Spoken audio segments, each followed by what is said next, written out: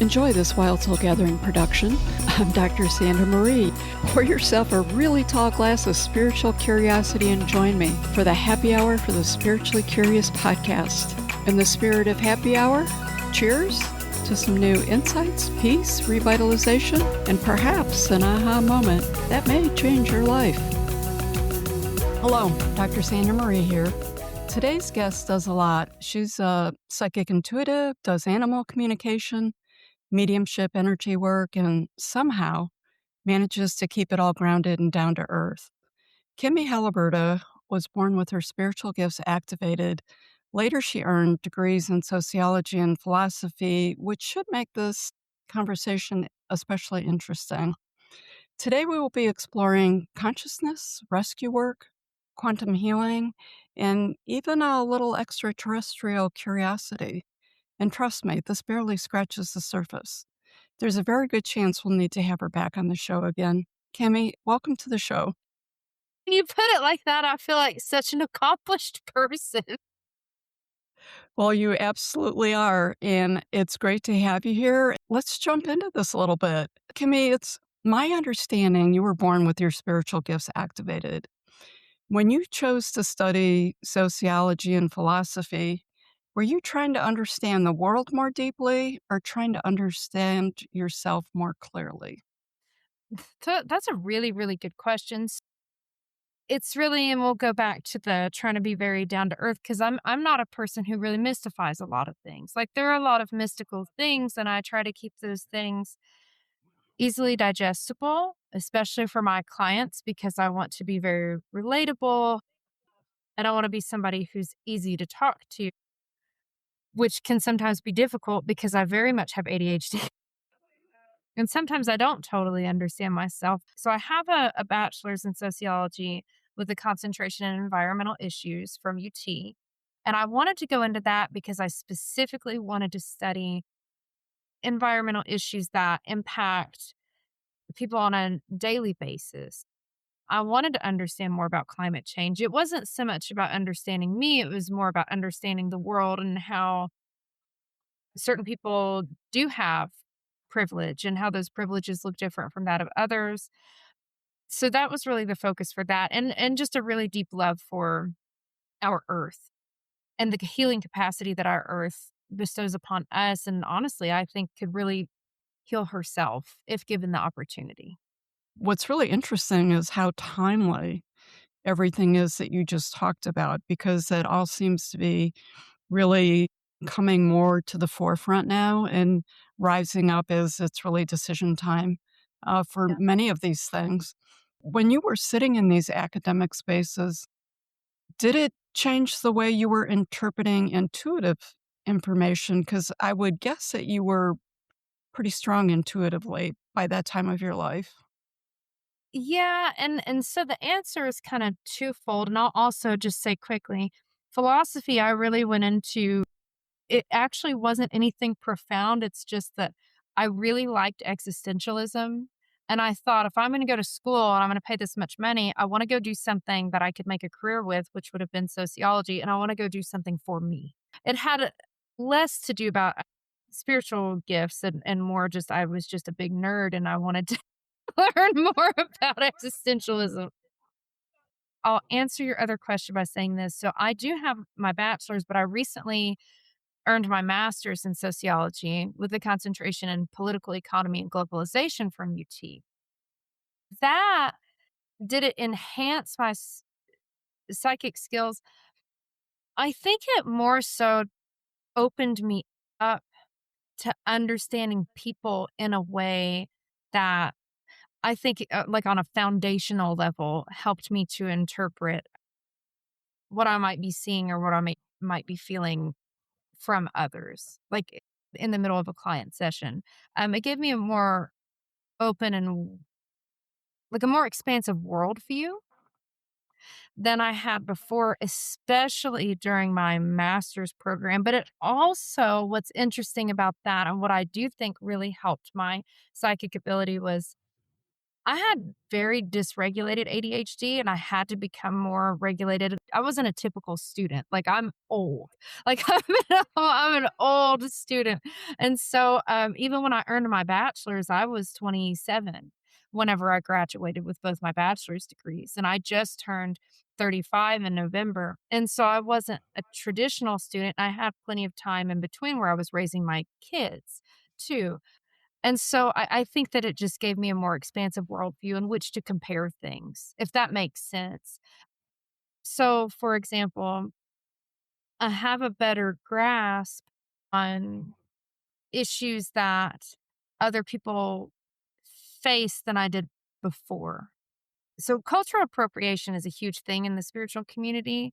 And I just don't participate in cultural appropriation, or I wanted to understand also more so like, and this wasn't a primary objective of me going back to school. It's just something that happened. It's something that came with the territory of going back for a master's in sociology is that I learned a lot more about cultural appropriation on an academic level. And then I was able to compare that to what I was seeing within the spiritual community and what I didn't want to participate in. Just real quick, can you explain that for people who may not have heard that term before? So, cultural appropriation is where we take things or practices or rituals or even ideas from other cultures. Cultural appropriation can happen across any culture, but it's really mostly it's white people. It's people of European descent who take these ideas and then they make them their own. Or for example, I was in a facial interpretation class and it was me and probably about 20 other people. It was a fairly large class. And there was a person who was all decked out in Cherokee garb specifically, but also I live in Knoxville. So like we're close to, I mean, there's Cherokee, North Carolina is not that far away. These very sacred lands that belong to the Cherokee peoples, and maybe they had Cherokee descent. I had seen that person several times in the same space, and I had never seen them dress up in that way before, but upon talking to that person, it was very clear that that was cultural appropriation. It was something that they just decided that fit with them, and it wasn't so much that that was their heritage, right? And so it's taking something and giving themselves a name. And another example is, you hear the term spirit animal, and while I had a friend of mine who is indigenous, and she said, really everybody has spirit animals, but it's still be careful about how you say it. And I was like, well, what would be the best way that I could say it? Because I teach an animal communication class. And so I would say things like animals that you relate to, animals you identify with. I mean, I always make a note when I'm teaching animal communication to not say spirit animal. And I actually always say, well, I don't use spirit animal because of this, this, and this, because it is cultural appropriation. She told me that it would not be a bad idea to use like totem animal, or just to give the idea of the animal that you identify with, which is what I had been doing previous to our conversation. So sometimes I say totem animal, and sometimes I'll say animal guide or something like that. Those are just a couple of examples of appropriation. I appreciate that, though, because I did work in Liban Navajo Nation and worked with the Navajo Zuni populations for a couple of years and had many conversations with them and was gifted to be invited into some of their ceremony and practices. So I think that it is important to recognize everyone's role with that Mm-hmm. and make sure that the practice and the lineage that goes with it is the lineage that it belongs with while we're using it. So I appreciate that. And I was just going to say, it's one thing to be invited in. That's very different. That's Exactly. very different. If you're invited in and it's, welcomed and, you'll understand like what is appropriate, what isn't appropriate, and that sort of thing when talking about Right. your experience outside of that space too, which I wish that more people in the spiritual community had that understanding as you do, Dr. Marie. Like I really do, because a lot of folks don't and they just appropriate and it doesn't help anybody. So to take that a step further, what have you noticed about the way modern culture engages with psychic and energy work? I could answer from a few different perspectives. So I am in Knoxville, Tennessee. I am in the Bible Belt, right? And that's seen as a very, not always, but a lot of the time it's seen as a very negative, like, and I don't even want to say you're playing God. I want to say, oh, well, you're playing with things that you shouldn't be playing with. If I looked at it from more of like just a local, like religious perspective. And this is where I think I have a disconnect from a lot of people who I know that you're a Reiki master and I am too, but I think I have a disconnect because from a lot of folks who practice energy work, because I just so totally don't mystify it in any way, shape, or form. And I just see it as like, this is a universal energy that we've always had the ability to connect with. It's there, it's always been there. It's available for anyone to use, and it doesn't have to be complicated. Like, to honor Reiki, yes, you still wanna go through the classes. Yes, you wanna learn the symbols and the sigils. Yes, you wanna go through the steps. You wanna learn how to also appropriately clear your own energy so you don't have transference with another person.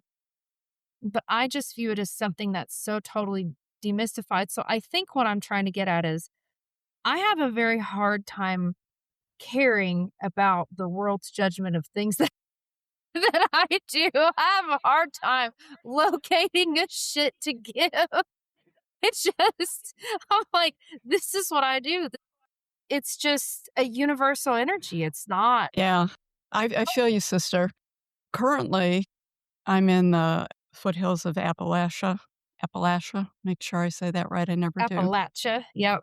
Thank you. I appreciate that because I do usually hear that I don't say it right. I've been practicing it though. That's okay. And it is different. And I think initially for a hot minute, like I got caught up in all the judgments. And, at this point it is, I am who I am. This is what I do.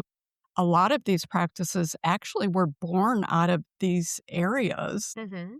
with people. And I think that they have lost touch with their own heritage, perhaps Yeah. on some levels. And I find that fascinating, but I don't find that as my purpose or why I'm here. Like I am here to enhance, uplift, evolve, bring the energy up for myself. I do a lot of land work with this piece of land that I live on that has also experienced an enormous amount of trauma over the years, both Yeah. with the natives and with strip mining. And, there were roosters that were raised here for fighting purposes, that kind of stuff. So there's been a lot of healing and energy work that I've done just within the land itself. So it's sort of like we have this give and take relationship where it heals and grows me and I heal and grow it. And it's been, I think, a journey for both the land and I in a very beautiful, positive way. I love that. I love that so much. There is a lot, I mean, and it depends upon where you are in Appalachia too. I mean, I think that most land has trauma, if not all land Yeah. has a certain amount of trauma. At this point in the game, yes. Absolutely. Appalachia is weird. So we have weird mountains. There are spooky things in them. We talk about them, but we don't question. You hear something go bump in the middle of the night, and you walk right back in your front door and you lock it, and you just don't think about it anymore. Yeah. And so healing the land, though, is terribly important. Okay, this might be a little bit off topic, but I have a friend or a client, but I consider her a friend. She has had so many hauntings in her house. Like, she'll clear it out and then it'll come Mhm. back, and she'll clear it out and it'll come back.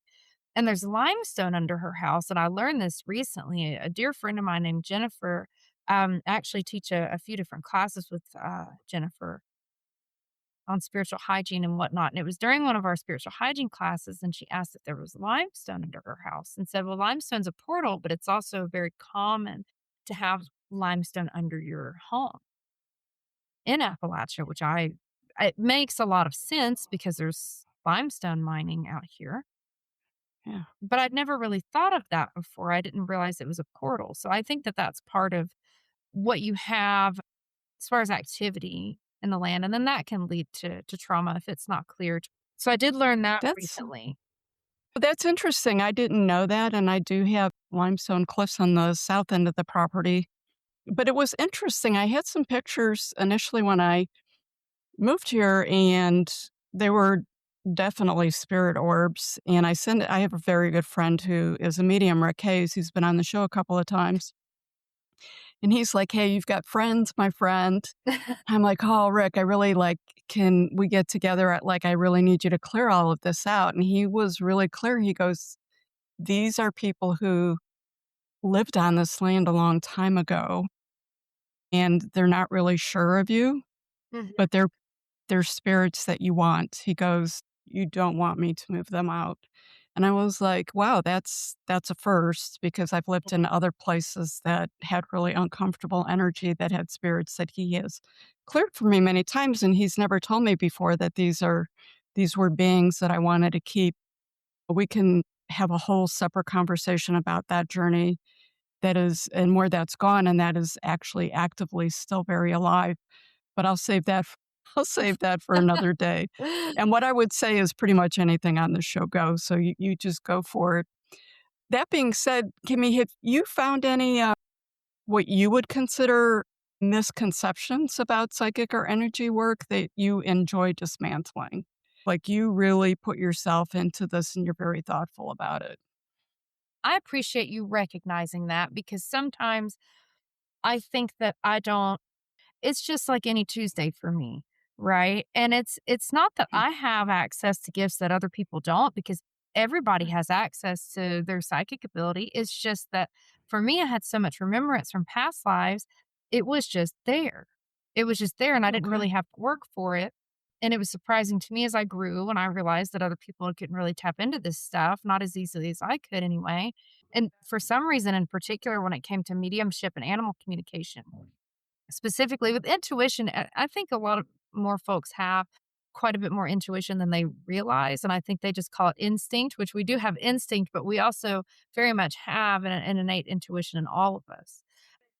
What I would say is there is a lot of misconception about, and I want to preface this by saying I think I work different from a lot of psychics. I think that I do. I don't know for sure, but from what I've heard from clients, from other psychics that I've talked to, I believe that I work different.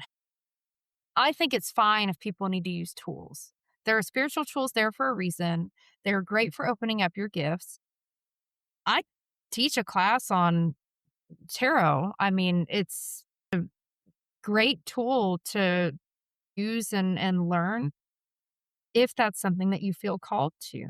Pendulums are great in most circumstances. They're not always the most reliable, but they're all right. You can use dowsing rods. There's so many different things that you can use to tap into your gifts. But what I think a lot of folks don't understand is that number one, you don't really need any of that because you always know. You just don't realize you know, right? Like you don't actually need a tool. It's nice to have a tool. I'll pull my oracle cards out every now and again and just ask, "Hey, what's a message for me?" Or I won't ask my pendulum yes or no questions necessarily because I know I can move my pendulum, so I don't wanna do that, so I'll shuffle my cards and I'll ask my tarot cards. I don't do it very frequently, but I will every now and again. I'll say, you know, "Give me a yes or no on this." And if it's a bright, pretty colored card, then I interpret it as a yes, and if it's a dark, kinda dim card, then I interpret it as a no, and then there's things in between. And I think that a lot of people feel that they have to have a tool to tap into their ability, but they don't. And you asked about psychics in general. Well, I argue everybody's psychic, but about people who really promote themselves as psychic, right? And I know that you feel Right. that everybody's psychic too, because we are. I always tell people, I'm a psychic, I'm not a mind reader. I am a little bit of a mind reader. I am a little bit of a mind reader, though. I'll let them know that. But I do that quite frequently, actually. But it doesn't help when you go to a psychic to try to ask them trick questions. I'll say, Mm. okay, what is it that you really want out of your session? Most people don't do that kind of stuff. sometimes you get somebody like that, and then you give them an answer, and then they're like, "Oh, I guess I should just shut up and actually just let this lady talk," right? And then that's always really fun. But there's a misconception that a psychic is a mind reader, and they're not. There's also a misconception that I believe anyway, that you go to an energy worker and that they have this ability to heal and like fix a lot of things that's wrong with you. Number Yeah. one, a lot of folks who do energy work do not have their own lives in check. That's what I've seen. Sometimes I look at somebody who goes into Reiki and it's like, were you going to be a Reiki master or were you going to be a realtor? Because I feel like those are two things that people sometimes they don't know what they want to do in life. So they just choose a thing to do, which is Right. fine. We're all learning, we're all growing. A lot of folks who do energy work don't necessarily have their lives together. I'm going to say it like this. Don't ever assume just because you're going to somebody else that they have every answer that you really, really need to hear or that they're going to fix everything for you because you need to look at that person and conceptualize them as sure, they're psychic, but they're also a human being. They also have things that they deal with. There's probably some part of their life that they're not very happy about. They don't have everything together. Don't take all of their advice as something literal.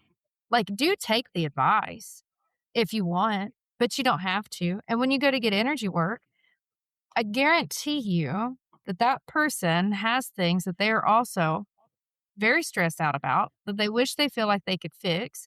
Well, here you are coming to a person for energy work, wishing you could fix something and you're relying on some, you're asking somebody else to fix it. And I know that you know the type of client I'm talking about.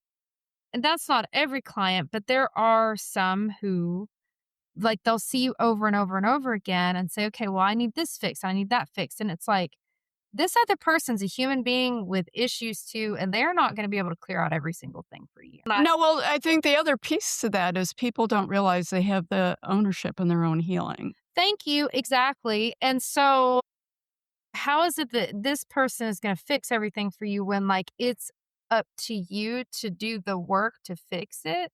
And that might sound really, maybe that sounds blunt.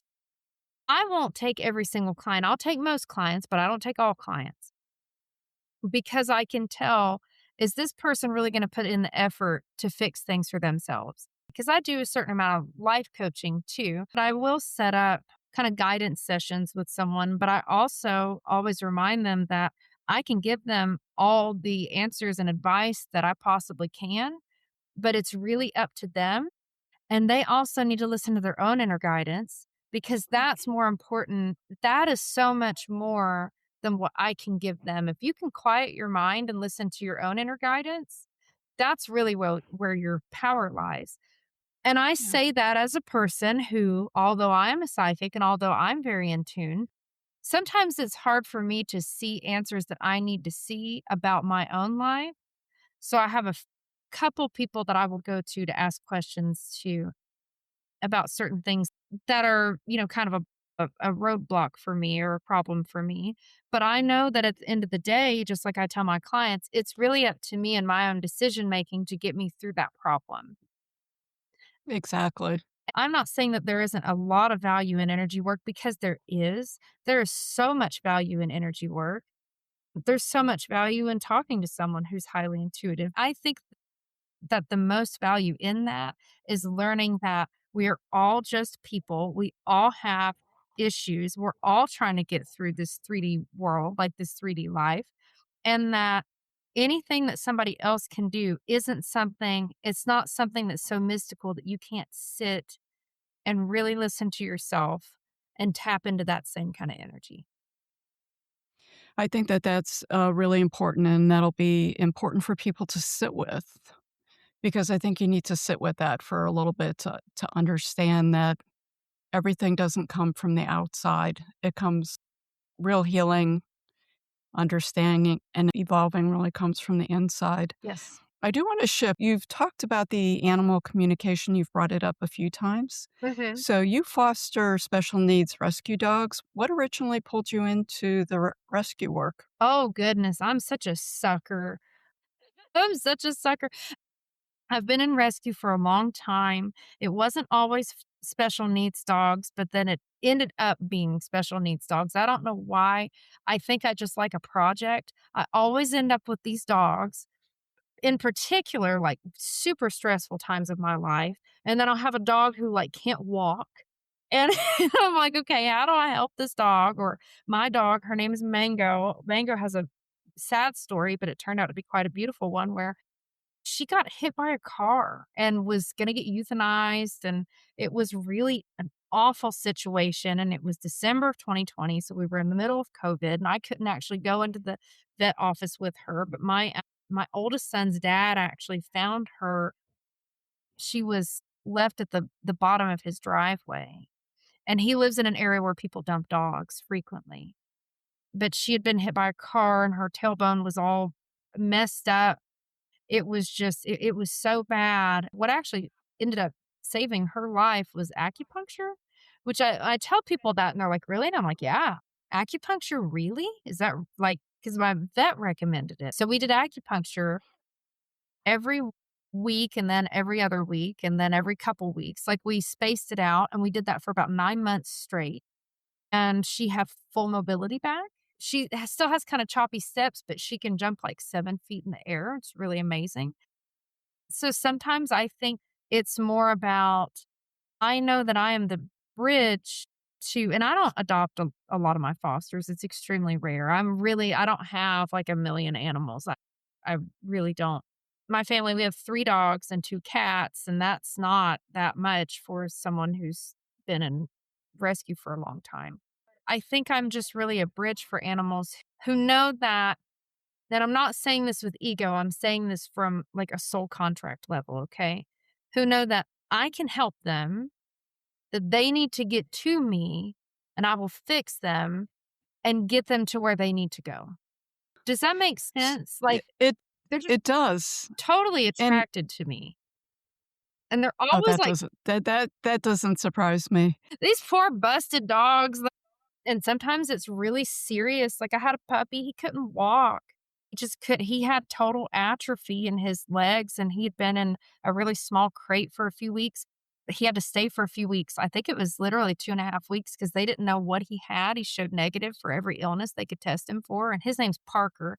Parker has a beautiful life now in Massachusetts with his, sister Maisie. He was a cattle dog mix, and it's funny because Maisie's also a cattle dog mix, and anyway, Parker couldn't walk. Parker had atrophied during that couple of weeks at the vet hospital.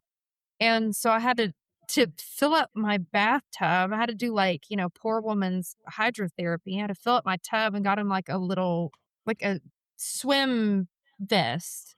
And uh, and I had to like hold I had to hold him up by the handle on the back and just let him kind of move his legs. And I did that every day for I don't know, like a month or so.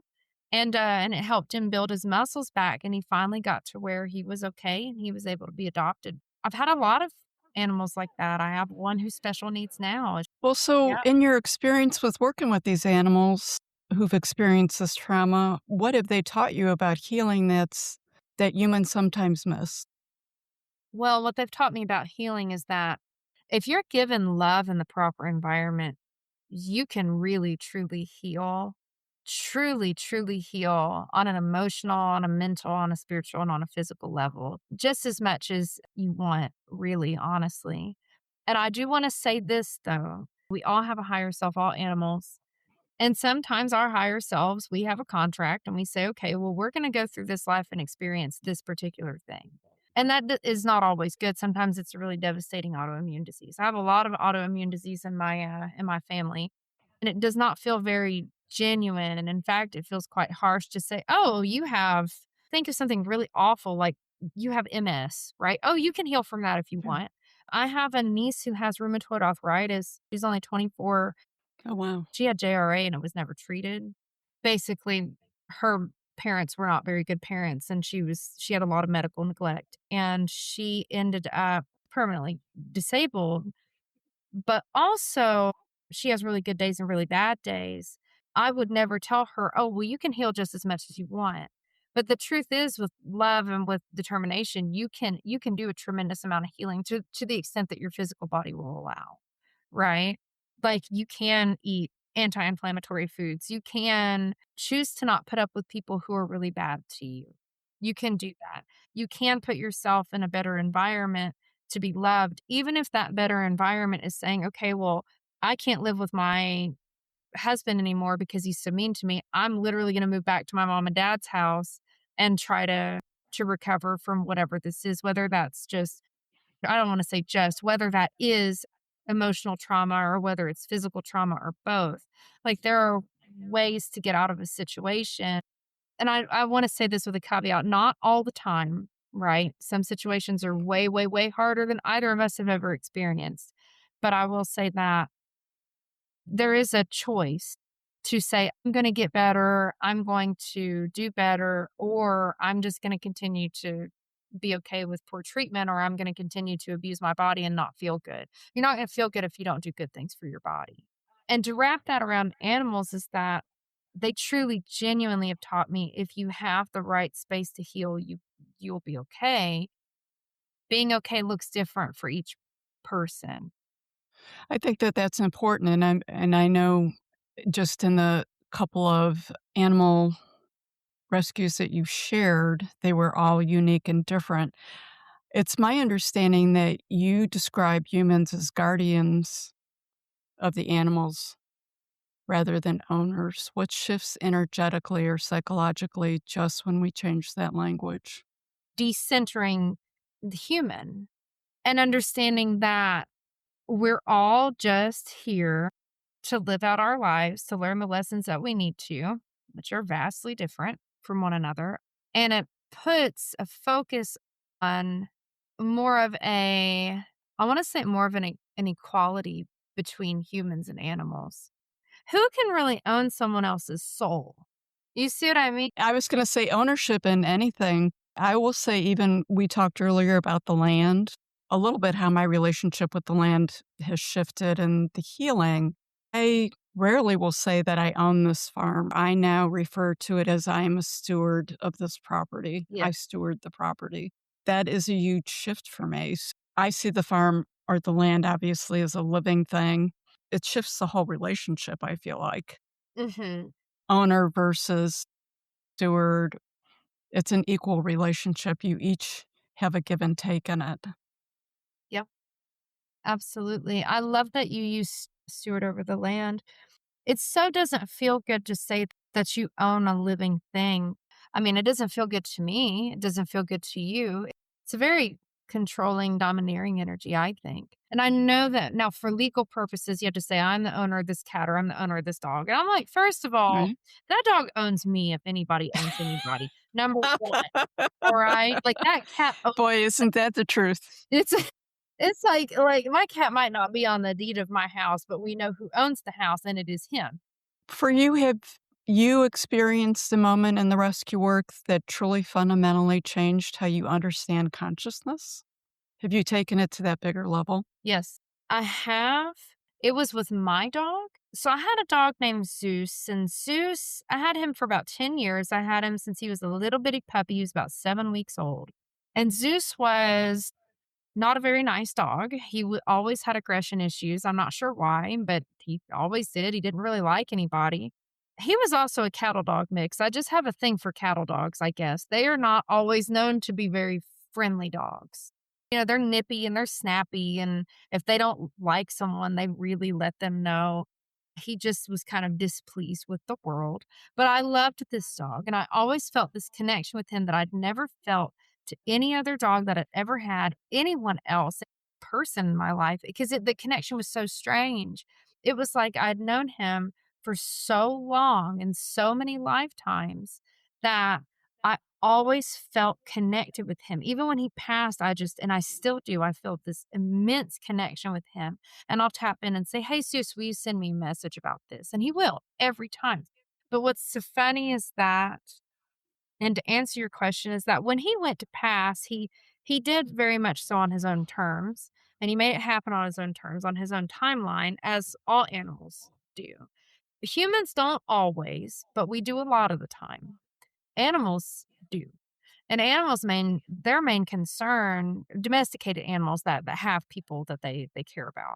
They worry about their humans and how their humans are going to handle it. So they kind of plan their exit like, okay, well, if I exit like this, then this is going to be less stressful on my person, right? Sometimes it's not always that people pick up on those cues and then the animal ends up suffering for longer than they really needed to. And I'm talking about like euthanasia avoidance. Right. But like animals will let us know when they're ready, right? And sometimes it's hard to know, Hmm. but they will let us know. And then we kind of fight in our own consciousness if it's okay to let them go. Whereas animals, it's like, oh yeah, I'm just gonna get a new body. I'll see you in a few years if I feel like it, right? Like if I feel like coming back into a new body. And when Zeus passed, he straight up, he was like, I don't like being in a body. He's like, you know me as a dog, but I'm not a dog. I'm not a dog. And Wow. so I'm like, okay, Zeus, right? And he passes. And then it was so strange. He really introduced me to the idea we can really incarnate into just about anything we want to. And we really do have the capacity and the ability to come in as a horse if we want, or to come in as a whale, or to be a person again, or whatever it is, or to stay in spirit form. He taught me that soul contract, even if you're having an issue with a person on a very 3D superficial level, that doesn't affect your soul contract. It doesn't mean that that person, just because someone you love so much and you're having a really, really hard time with someone that you know and you feel in your heart is somebody who is always there, that you recognize them from a past life, and that they should continue to be in your life in this lifetime. It doesn't mean that there's a problem on a soul level. Everything can be totally fine on a soul level. It's just the 3D that are immersed in. Those are the things that are right in front of us. And we have to live with the things that are right in front of us because being in our present life is power, right? Like it's a power in and of Yeah. itself, just being present. So he taught me on a soul contract level that even if things don't feel okay, they're really okay. And that was a lesson that Hmm. truly, genuinely expanded my understanding. It was one thing for me to talk to animals. It was one thing for me to be a medium. It was one Hmm. thing for me to, read people's thoughts or whatever. But it was so expansive for me to digest, not just to hear it, but to truly digest the concept of everything can really be okay on a soul level, even if it doesn't feel okay in the here and now. Yeah. I have to say that's really hitting big with me. And as with many of the shows I do, this will be one that I will sit with for a while and think about. So that's a big one. So I'm going to ask this question: if animals could clearly communicate, but obviously animals can clearly communicate, Mhm. but I'll ask it this way: if animals could clearly communicate one truth to humanity right now, what do you think it would be? Oh, goodness. It's a big one. It is a big one. Hang on, I'm gonna ask Zeus for fun, Perfect. Jesus. and I'm gonna ask my little pit bull, Flapjack. He passed away in September 2020. That's perfect. I love that we're getting it from the dog's mouth. We're getting it from both. I'm gonna ask both of them. Well, Flapjack's just full of love.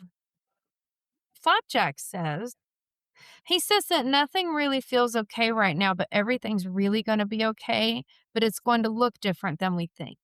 And he's saying that from a perspective of he's telling me not to overcomplicate it. Hang on. Flapjack is saying it's really not that hard to love each other. It's very much a human construct why we don't. And that's where Flapjack is coming from. That's his perspective. Okay. And to truly understand each other, it's not just enough to love us. You have to truly understand other It's so people. simple, but yet so deep at the same time. Is Thank him. understanding advantages and privileges and lack of privilege and all that and people's oppression leads to that love and leads to a true understanding if you can be open enough. He didn't say all that. That's what I said. I'm just building on what he says. And Zeus says that there's so much fear, but in the end, well, Zeus has a big, okay, well, this is huge. He says there's been lots of planets like Earth, and that Zeus says there's been lots of planets like Earth, that staying in fear and being afraid of everything, being afraid of destruction on a global scale does not help. It doesn't help anything. It just makes just makes the energy of the world a lot more chaotic and unstable. But he says there's been versions of Earth, plenty of planets like Earth. It's not that we die, it's that we shift and we change form. But the goal is to not, if you cannot be in fear, if you can step out of the collective fear and really focus on things that bring you joy and focus on ways that you can help other people and really listen. Don't listen to other people to respond, but really listen to understand. That will open your heart space and help you stay out of fear. I love that. Listen to understand, just to listen. I had a guest on the show that said one of the last big addictions that we had as humans that we really needed to overcome was the addiction to be right. Yeah. So it sort of plays a little bit into what Zeus said. Tell them both thank you. That was really important messages. The Zeus is like, "I'm here all day." It's like and Flapjack's just happy to Flapjack's Okay, so well, full of love. you tell them I'll catch up with them later. Kimmie, I personally been exploring a lot on telepathy lately, Yes.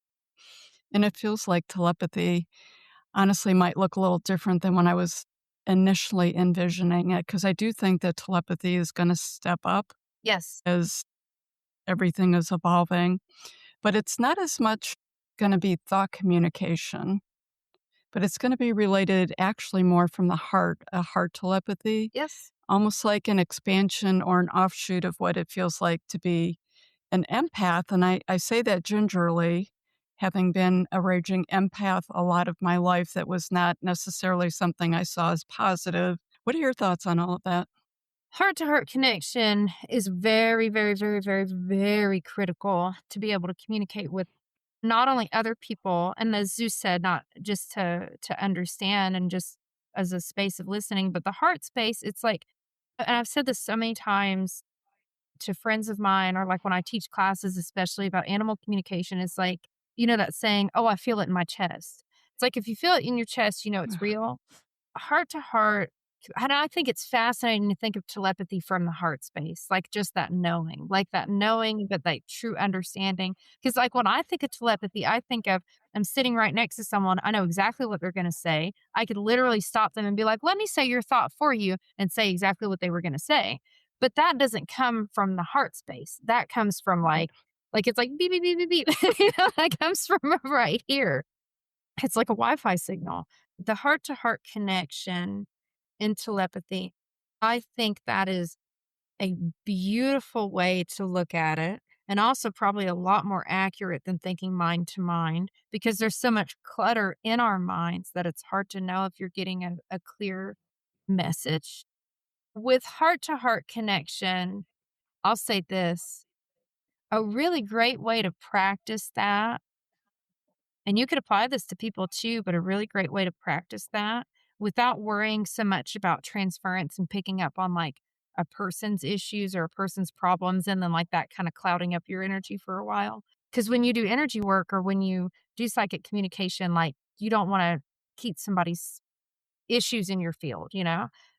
Let's say you were to ask a family member who has an animal and maybe you know a little bit about them, but you don't know a lot, right? Like maybe they have like some medical problems or whatever that you don't know about.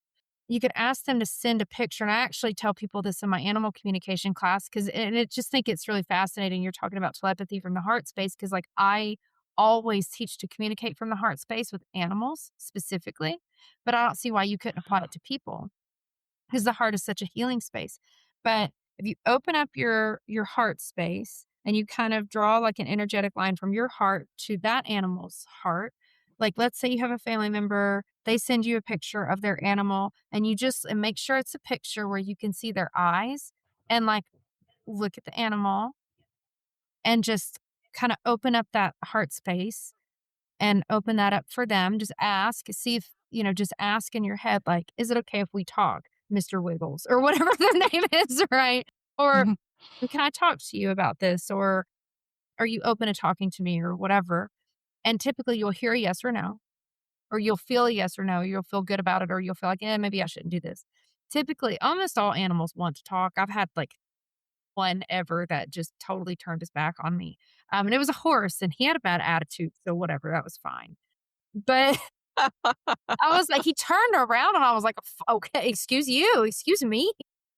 but but if you have a picture of an animal that you don't quite know about, but you can say to yourself, "Okay, I'm going to try to pick up on 3, 4, 5 things about this animal. I'm going to write them down as quickly as they come in, and then I'm going to shut off that connection, disconnect those cords, and say thank you." And then you can say, does Muffins have a problem with her tummy? Or does Roscoe have a problem with his front right foot? Or did this animal come from a puppy mill? Or did you buy this cat from I don't know, like an exotic cat breeder or something? Like there's different things that you can ask. Like you can write the things down, but just ask questions like, this is what I felt. Do any of these things apply? And you will find that more often than not, whatever it is that you're seeing or feeling or whatever, that is something that that person could tell you yes or no on. More often than not, you'll find out that I think people who start animal communication are right about 80 to 90% of the time. They don't even realize it. Interesting. So, and you can do that. I mean, I always suggest just asking somebody you know with an animal because that way you have direct feedback. You can just say, I would like to practice animal communication. And does so and so have a problem with this, or this? Okay. Yeah. Or are you thinking Well, about going on a trip and then, because animals also read thought forms and they really know when we're about to leave to go on a trip. It's not just about like the mechanical movements, because that doesn't happen till like mhm. the day before or day of, right? It's about the thoughts that you are having and they pick up on that. Oh, wow, that's interesting. That takes it a whole new level other than they saw me pull the suitcase out of the closet. Yeah. So they know it's really a lot more evolved than that. Well, are you ready to take a little bit different cosmic shift? I would ask if you're Sure. ready to take a more cosmic shift, but I think a lot of people listening to this might be like, well, how much more cosmic are you guys going to get? Yeah. So it's my understanding that you have an interest in extraterrestrial contact. Yes. What truly genuinely intrigues you about that possibility? Oh, goodness. I wasn't even looking for it. I was just on my way home one day and I got this message, this very clear message, and it was an extraterrestrial. Okay, I want to preface this by saying I have a very dear friend of mine. Her name is Michelle Lee. She has passed away. She passed last April. She was in her early 70s and she passed of an illness very, very quickly. Anyway, Michelle and I were very close friends, and she was like the psychic to go to in Knoxville. And she Okay. was also the animal communicator. And now a lot of people see me because we did a lot of work together. And I don't think a lot of people do animal communication work out here. But anyway, so I remember that I was driving home and I saw a really funky looking alien thing. And I called Michelle and I was like, because I know that she worked with extraterrestrials in her healing. And I said, "Hey, Michelle," and she was a fabulous healer, like really, really, really, truly, I mean, extremely gifted healer. I said, "Michelle, I saw this alien," and I described the alien, and she says, "That's Alferion. He works with me. He works with me, especially when I'm doing, because I have migraines, and she would do a lot of work on my migraines, and she'd bring him in, and because he was really good with that and like microscopic work. Anyway, like for whatever reason, he was good with like molecular healing and like stuff on basically like a microscopic level. And I didn't understand it. I was like, whatever, that's cool. You bring in whoever you want. I just don't have a migraine anymore, right? But I saw him and she had never described him to me, just vaguely before, but I saw this alien and I was like, oh, well, he just came to me while I was just driving home and I just got this, hey, like this pop in. And then he had another alien with him and I described him. And she had never mentioned that she was working with a second alien on a couple different things. And so I described what he looked like. And she was like, yeah, that's exactly who this is. And then I started seeing more aliens and I said, hey, I'm seeing more of these creatures, but they all look different. And like I started seeing these weird things with like, and like in my mind's eye, right? I Mhm. started seeing these things with, like, these big almost like spoons at the end of their fingers, like, they're really wide fingertips, and some of them would be really, really tall, and some would be really short, and they just all looked so different, and I just kept seeing all these weird beings. So it just kind of happened. It wasn't really anything that I looked for. It just sort of happened. So I tend to get a lot of like extraterrestrial contact in my sleep, like in my dreams. Is not anything that scares me. It's just that Right. sometimes I'll wake up and I'll know that I'm receiving contact and I'll look out my window and I'll see a bunch of stars and stuff. And then I won't be able to remember the conversation the next day. Like I'll look out and then I'll say, oh, well, I guess that's just a download for later. And it doesn't ever freak me out, but it is just something that happens. I've done the CE5 protocol a few times as well. What's that? So the CE5 protocol, it is a protocol that is supposed to help you with alien contact specifically. And there are groups that get together to do CE, but it was created by Dr. Stephen Greer. He has a whole app. It's like the CE5 contact app. And Stephen Greer had done all this research anyway, and he'd come up with like a guided meditation and different things that you could use to make this extraterrestrial contact. So like I've done that a few times.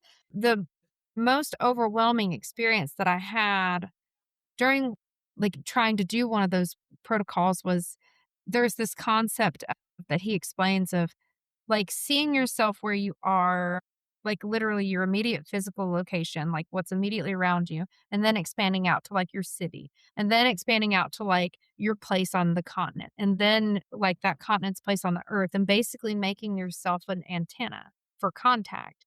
But he goes out to the concept of understanding that like space is limitless and to bring in the concept of space being limitless while you are this little beacon, right? It just totally blew my mind. So I'm like, so that was really profound. Just the the meditation in and of itself was very profound. And I've had plenty of Wow. contact through that. Not anything that scared me. I think a lot of people are very afraid of extraterrestrial contact, and I'm really not. That's interesting. I personally welcome it, and I'm excited for it to happen. I think that it did happen one night. Actually, I had a brother from North Carolina who, because I invite them in all the time. I'm very rural, and there's Yeah. a lot of activity and aberrations in the sky Yes. that are fascinating. I've got some really interesting pictures of highly unusual cloud formations, like square clouds, things that are really odd. And he had a contact one night, and I remember he still talks about it as if it just happened. That's how profound it was for him. And I remember going out the next day on the back deck going like, "I invite you in constantly, and you Yeah. visit him? Like, what's the deal here?" The one night I did actually go out, like, I see a lot of activity in the sky, especially, at that 2, 3, 4 in the morning, and, I get woken up and, at one point I was thinking that it was something waking me up, and I did go out one evening and spend what I thought was 5 or 10 minutes out there, and it turned out it was an hour out there, and there Wow. was there was a lot of interesting things going on, so I'll say that I wasn't communicated with, but I feel like I definitely was that night. I think of communication as we're communicating, right? So I Yeah. need to get out of my head with some of that. I have a lot of fascination and curiosity about it, and I think there's a lot more to come to that story. But for you, what are you most curious about? Oh, about just extraterrestrial contact in general? Yeah.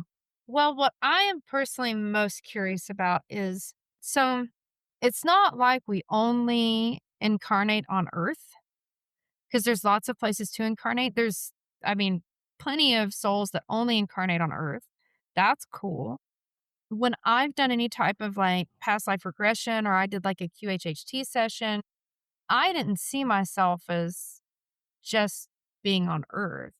Like I saw myself like in lots of other places and planets that had very different environments and that I was kind of sent to Earth.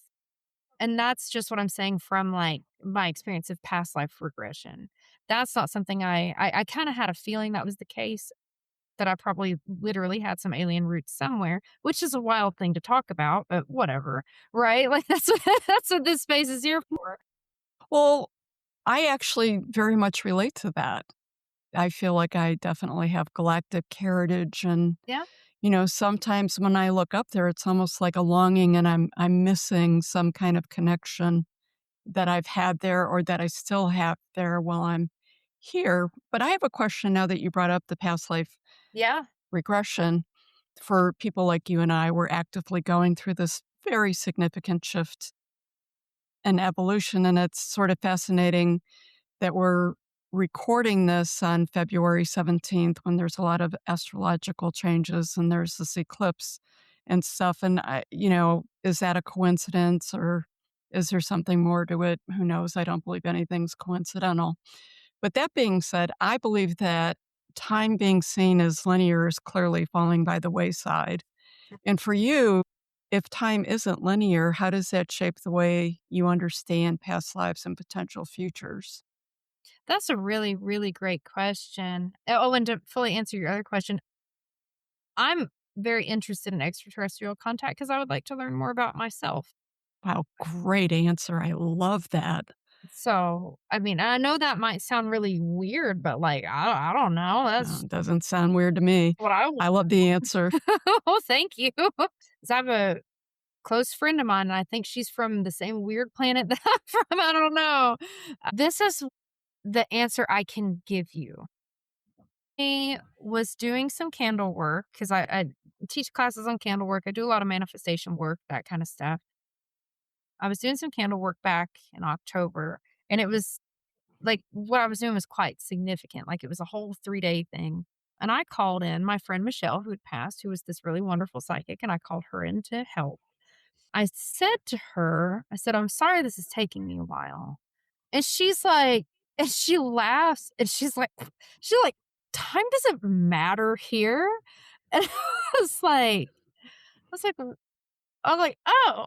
And she's like, it's all the same. It's all the same. And I'm like, what do you mean? And she's like, well, it's kind of like all time and no time at the same time. Like it's All time and no time at the at the same same time. time. And I'm like, okay, cool.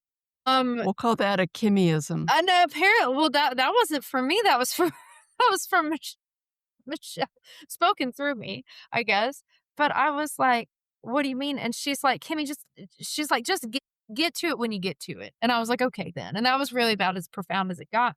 But I thought about it and I realized that because then it took me like another 20 minutes or so and I got all my stuff set up and I called her in and she's like, well, I've been here the whole time.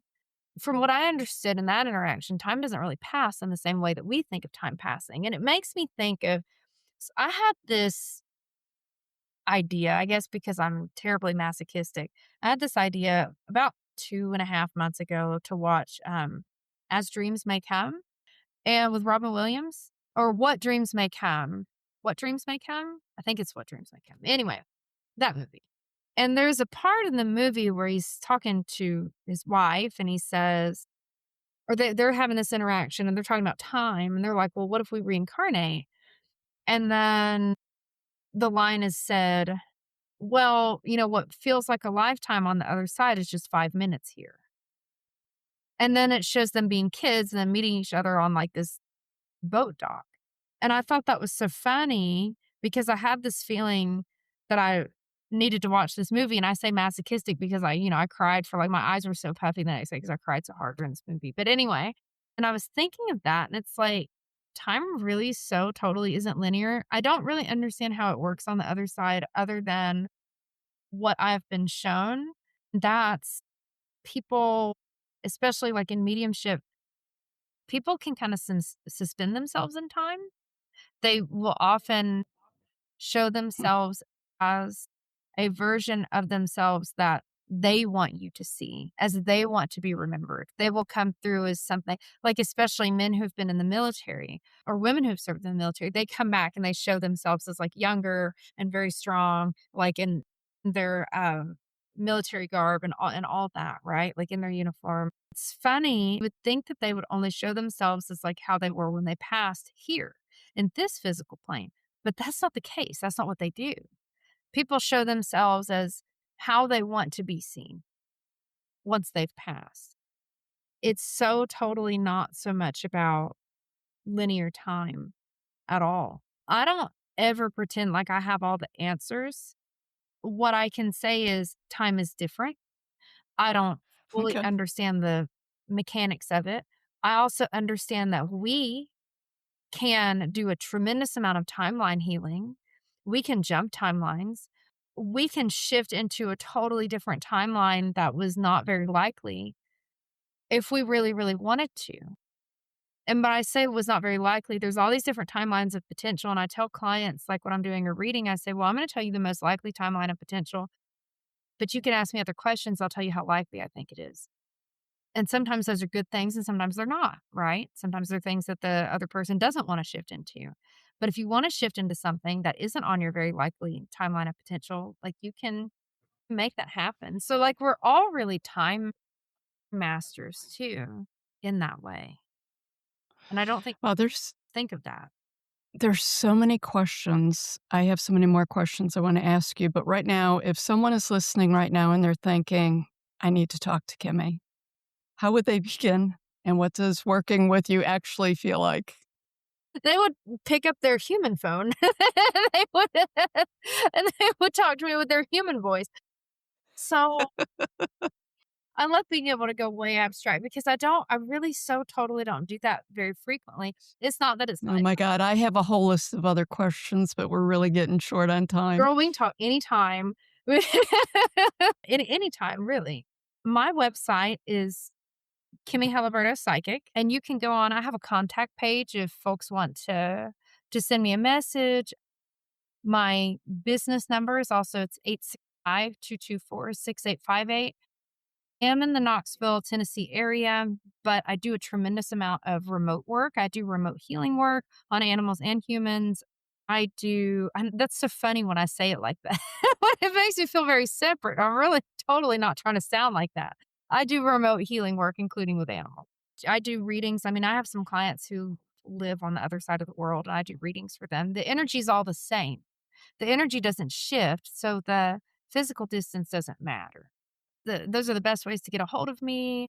I am open to seeing people in person in and around the Knoxville area, but I also see people via Zoom, and I always record Zoom sessions. Then I send that to clients, and that way they have something to go back and listen to, and maybe they have some other questions or something afterwards as well. Perfect. I'll make sure that I include all of that in the show notes. I do have one last question for you, though. Yeah, What are you currently exploring or questioning that feels just beyond your own edge? that's a really good question. I'm trying to figure out twofold answer. One, I'm looking more into extraterrestrial communication because I think it's fascinating. And also, I think that there are a lot of downloads there that I need. And number two, I'm just figuring out like how to have fun. It feels so far beyond my own edge of like any kind of concept. I'm trying to figure out how I just chill out and have some fun. Like have fun, but I don't relax enough. And that's just a really honest answer. It's like there's always something to fret about. There's always something to worry about. How do I in this lifetime, in this body, just chill and just like I'm very much a silly goose, don't get me wrong, but how can I be more of that? And that does not feel within my grasp at this moment.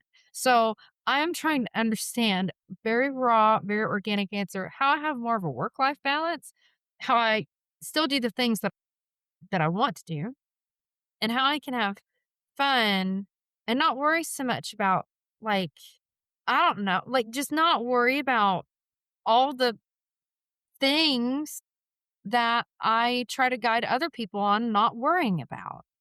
Why is it so much easier for me to tell other people than it is for me? And so that might sound really rudimentary, but sometimes, I mean, it's just hard to figure out how to relax. Sometimes I think, especially when you're working with all these modalities and in the energy environment, they do put up a blind so that you can continue on with your own personal journey and path. So it does seem obvious to other people, but that doesn't mean you still don't have your own path to walk. More to come on that. I think we can talk about that a little more. Kimmie, this was Such a thoughtful and wide-ranging conversation. Thank you for bringing both really depth and play into it, because there was fun with this, but definitely a lot of depth. I have a feeling this won't be the last time we talk, so thank you very much. Yeah, you're so welcome, and thank you for having me on. And I want to say one last thing about that is, like, I very much like I see my path. I understand that I'm doing the things I need to do. I get it. There's going to be things that I don't expect that come up because that's in all of our lifetimes, right? Like in everybody's lives, we have things that pop up we don't expect. But and this is also for your listeners. There is a difference between lying on your phone, like lying down and being on your phone and not getting out of bed and actually relaxing. There's a big difference between just disengaging with the world and relaxing and having fun. And so when I say that, that could also be taken as something self-reflective for your audience too and your listeners like, wait a minute, do I know how to just chill out? Can I literally just do nothing? Can I just be okay being present and being in stillness? Stillness can resolve a lot of problems, but my issue is how do I get to stillness? That is something that eludes me, not all the time, but a lot of the time. And so I just wanted to make that point clearer because I do feel like that's something a lot of people struggle with. What does it feel I re- like to actually recover and just chill out? What's that feel like? well, I was just going to say that I'm glad that you came back to that, because people hear a lot about being present and being still, and it's almost like, yeah, but how do I make that happen? And how do I engage with that? And how do I engage with that on a more consistent practice? Yes. I think for people to hear you say those words, they're going to go, it's not just, Like, it's, if she's having a hard time with it, I'm doing okay. I don't, like, I want to sit down and play Scrabble. Like I don't want to do things. So turning off your phone every now and again, it's actually okay. We weren't creatures who were meant to be, on the phone and in constant contact anyway. And I think the less contact we have, like the less noise we have, the more we can understand ourselves better. And the more, let's say, ET contact or animal communication or contact with those who have passed, that can happen because you have a stillness. Stillness is a goal. It can be a break, but it's not just supposed to be a break. It is still progress, but it's a progress where you can relax into it too. It needs to be part of life. It's just that a lot of Yeah, folks can't. I feel like yeah. I certainly can't a lot of the time. So That's part that's of that. all. It's part of making that self-care a real thing. Wow, that's a great way to end. For all the listeners out there, take heed, and thank you for joining Kimmie and I. Remember, stay curious. Until next time, thanks again. Thank you for joining us for this episode of Wild Soul Gatherings Happy Hour for the Spiritually Curious. To learn more about our guests, please go to our website, wildsoulsgathering.com. We're very eager to hear from our listeners what you thought of the episode, topics you might like us to cover in the future, your thoughts on spirituality, questions you may have.